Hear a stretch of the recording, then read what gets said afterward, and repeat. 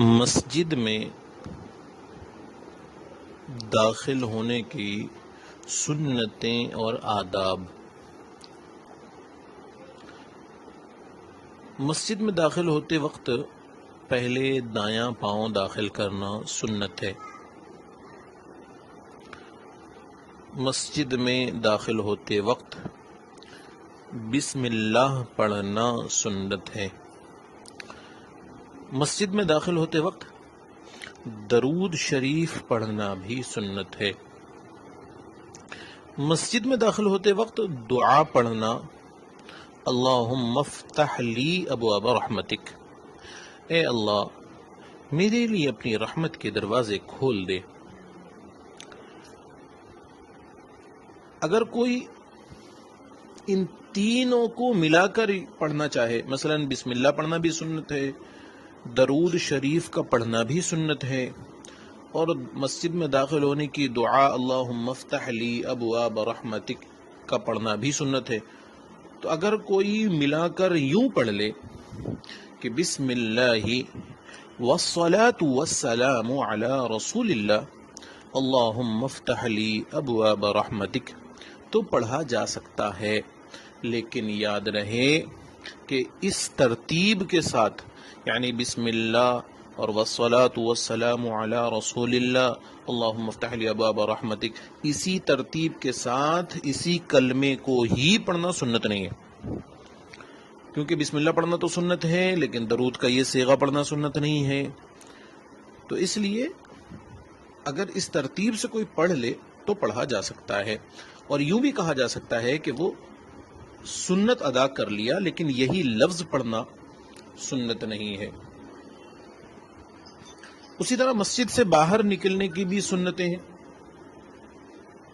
مسجد سے باہر نکلتے وقت پہلے بایاں پاؤں باہر نکالنا سنت ہے۔ مسجد سے باہر نکلتے وقت بسم اللہ پڑھنا بھی سنت ہے۔ مسجد سے باہر نکلتے وقت درود شریف کا پڑھنا بھی سنت ہے، اور مسجد سے باہر نکلتے وقت کی دعا پڑھنا سنت ہے، اللہم انی اسألک من فضلک، اے اللہ میں آپ سے آپ کا فضل مانگتا ہوں۔ اب گویا ان تینوں کو ملا کر یوں بھی پڑھا جا سکتا ہے جیسے ہم نے داخل ہوتے وقت پڑھا تھا کہ بسم اللہ والصلاة والسلام علی رسول اللہ اللہم انی اسألک من فضلک۔ ایک بات سمجھ اور اس میں وضاحت کے ساتھ سمجھنی ضروری ہے کہ احادیث میں جوتے اور چپل اتارتے وقت پہلے بایاں پاؤں سے اتارنا سنت ہے، اور جبکہ پہنتے وقت پہلے دائیں پاؤں میں پہننا سنت ہے۔ اس لیے مسجد میں داخل ہوتے وقت یوں کرے کہ پہلے بایاں پاؤں جوتے سے نکال لیں اور اس کو اپنے جوتے پر رکھ دے، پھر دایاں پاؤں جوتے سے نکال کر مسجد میں داخل کر دے، تو اس طرح دونوں سنتوں پر عمل ہو جائے گا۔ ایک تو جوتے سے پہلے بایاں پاؤں نکالنے کی سنت وہ بھی ادا ہو گئی، اور دوسرا مسجد میں پہلے دایاں پاؤں داخل کرنے کی سنت وہ بھی ادا ہو گئی۔ اسی طرح مسجد سے باہر نکلتے وقت پہلے بایاں پاؤں باہر نکالے، جوتے پر رکھے، پھر دایاں پاؤں باہر نکال کر جوتے میں داخل کر دے، تاکہ دونوں سنتوں پر عمل ہو جائے، ایک تو مسجد سے پہلے بایاں پاؤں نکالنے کی سنت پر، اور دوم دایاں پاؤں جوتے میں داخل کرنے کی سنت پر۔ عام طور پر میں ہم یہ کرتے ہیں کہ جب ہم مسجد میں داخل ہوتے ہیں تو اتنی جلد بازی میں داخل ہوتے ہیں، نہ دعا پڑھنا یاد رہتا ہے، نہ درود کا پڑھنا یاد رہتا ہے، نہ بسم اللہ پڑھنا یاد رہتا ہے، اور آگے بڑھ کر کہا جائے ہوتے وقت کون سا پاؤں اندر جا رہا ہے اس کا بھی اہتمام نہیں ہوتا۔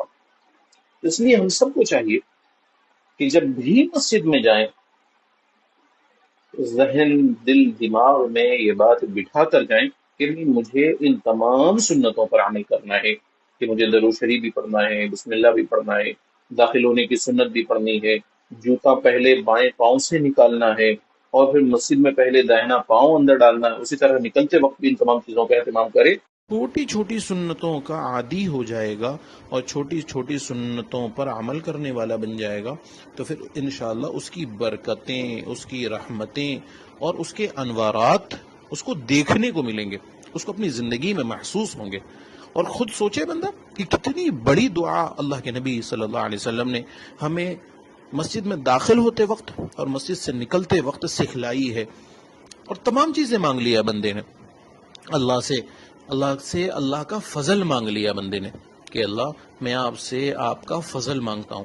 اور جب بندے پر اللہ کا فضل ہو جائے پھر اس کو کسی چیز کی ضرورت ہے. اور جب پھر بندہ مانگتا ہے کہ اللہ میرے لیے رحمت کے دروازے کھول دے. جب اللہ بندے پر رحمت کے دروازے کھول دے تو پھر اس کو کسی اور چیز کی ضرورت پڑے گی. تو اللہ کے نبی صلی اللہ علیہ وسلم نے بہت بڑی تعلیم دی ہے, بہت گہری تعلیم دی ہے, بہت گہری دعائیں بتلائی ہیں. لیکن افسوس یہ کہ ہم ان دعاؤں کے معانی اور مطالب سے واقفیت نہ ہونے کی بنا پر اس دعا کی اہمیت کو نہیں سمجھتے کہ کتنی اہم دعا ہمیں مانگنے کا اللہ کے نبی صلی اللہ علیہ وسلم نے حکم دیا. اللہ کرے کہ ہمیں مسنون دعاؤں کو یاد کرنے کی توفیق عطا فرمائے اور یاد کر کے انہیں اپنی زندگی میں اپلائی کرنے کی توفیق عطا فرمائے.